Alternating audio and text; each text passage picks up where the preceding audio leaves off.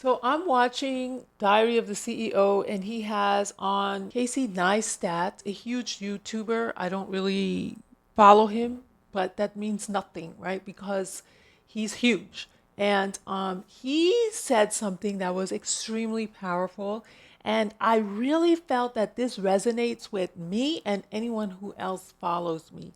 And the question he asked was, how many years of failure are you willing to take on before you find success?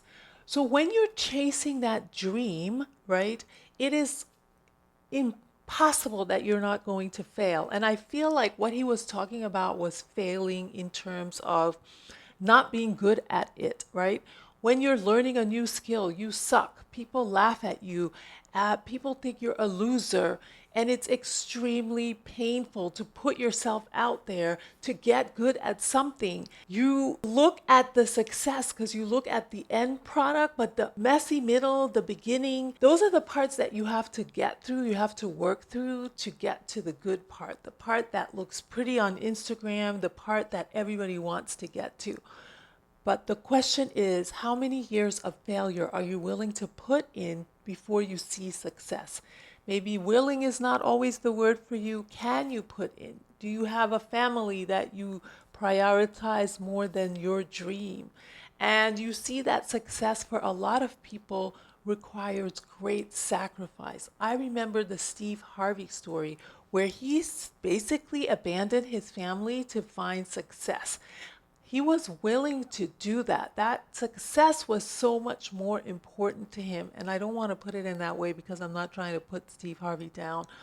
But he couldn't let go of the dream, so much so that he had to prioritize the dream. And I want to believe that there was a hope that he felt like, I can't do much for them here, but if I make it, I can do so much more.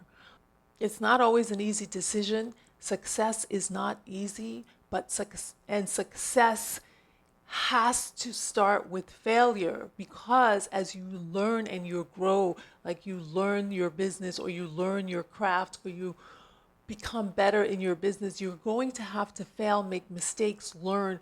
But the people that keep picking up themselves and continuing to go because there's just no other way, that's all they know, that's all they want, that's all they have.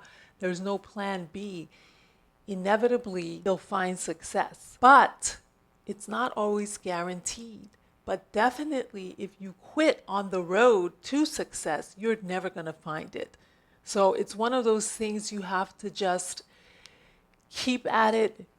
And according to Casey, either be patient, Stephen called it persistence. So be patient, be persistent in your pursuit of your success. Stay blessed, people.